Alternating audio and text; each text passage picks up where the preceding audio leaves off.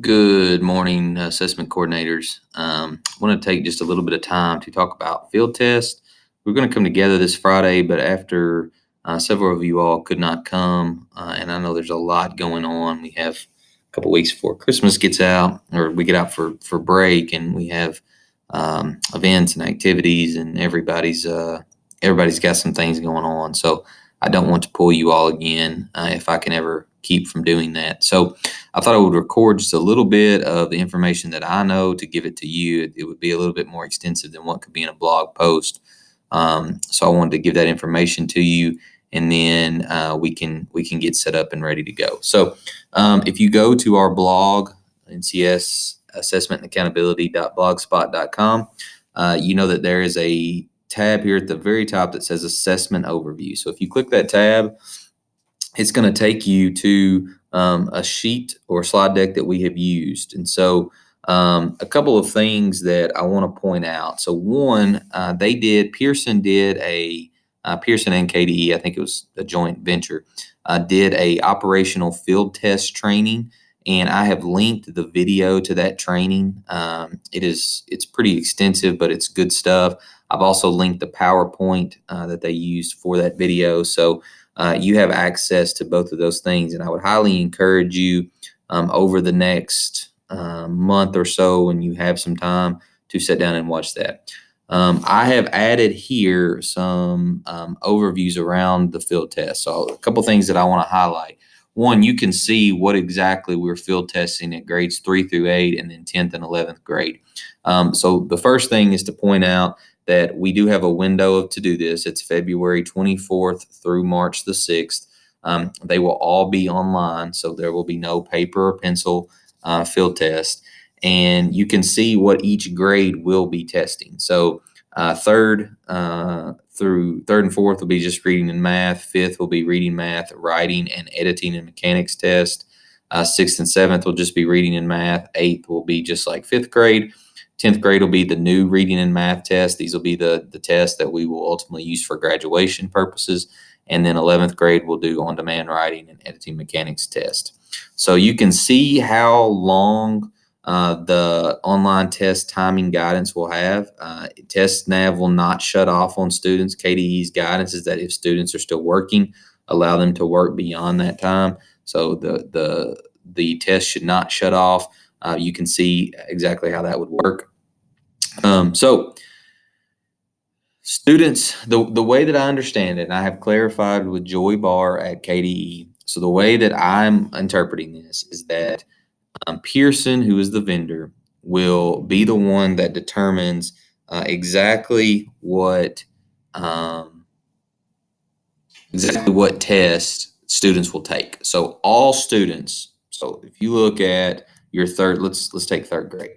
All third grade students in your school will take either reading or math test. So everybody's going to have to take one. In addition to that, Pearson or TestNav, the system will assign kids to which test. So you don't have to worry about getting the right number of kids to take this test. So KDE will be the determining factor, or Pearson will be the one that determines that. What you will have to determine is when kids take it. So, for example, let's take third grade. You may not want to have all of third grade tests at the same time. You may just want to have one class test this day and one class test the next day. You might want to have one class in the morning and one class in the afternoon. Those are decisions that you all need to make at the local school level. I'm not dictating anything because it's only a 2-week window, so it's not like I don't really want to pare down that window even further. So it's really your conversation. But what essentially happens is every third grader will take either reading or math. Pearson will assign the kid to take either reading or math, and then you will set up the session on the you'll set up the sessions, and that training will teach you how to do that. So that is the way that I've interpreted the training. I asked Joey Barr for clarification, and that was what she verified, that we don't get to pick which students take which test. Pearson does that, but all students are taking a test, and all students will be doing one or the other. And as you can see here, here, they can test over multiple days. They can schedule multiple different test sessions each day or for each content area. So if you want to have a class take it, you may have 12 kids in that class taking math and 15 kids in that class taking reading, or vice versa. You can do all of that. All right. Most students should complete it in a single test session. There can be exceptions if students have IEPs, technology needs, 504s, medical things come up that can obviously alter how much time students get. And you can see here that social studies will be field tested in August or September. So I don't know what that looks like yet. I've heard nothing about it, but we will not field test social studies with the new standards right now.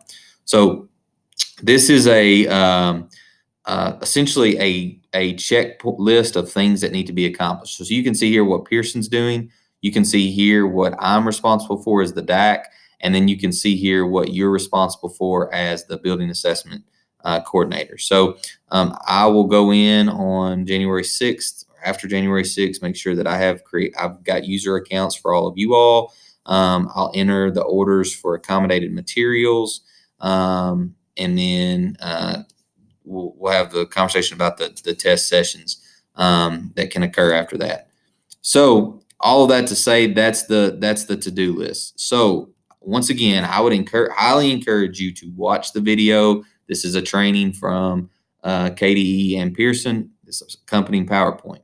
So then for us, if you go back to the blog, or it's linked here, show you both ways to get there. We have this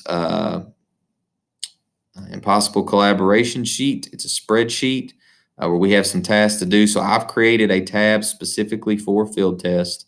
And so the first thing is you'll need to review that training by January 3rd, and you'll need to figure out when you plan on testing by January 3rd. So what I will do is, like, you'll just write it in here. You might say like February 24th through 27th.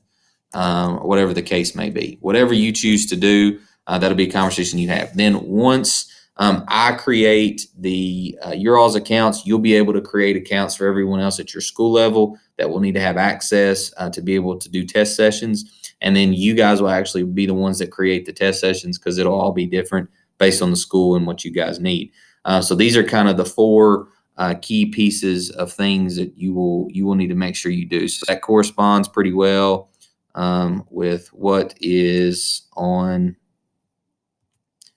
once again, this screen. So it's here. It's a spreadsheet tracker. This is the information, all the things that need to happen, and these will be your all stuff to do. I will have to add, I just realized that I didn't have a tab there for ordering accommodation material. I think there will be another, it says it right here. There'll be a webinar for field test around accommodations and ordering that. So I will probably add into the spreadsheet here a place to go and order, make sure I have the correct numbers in of accommodated tests for field test. So I'll add that in here as well. And that'll be another thing for you to do. So once again, review the video. Here's the PowerPoint. Ensure that we are meeting our deadlines here. There's nothing coming up immediately. You'll have about a month before anything else is due. But I did want to get the information to you as soon as we can. Thanks, guys, for your work. The spring's always a busy season for everybody, especially for you guys trying to do this work. So thank you.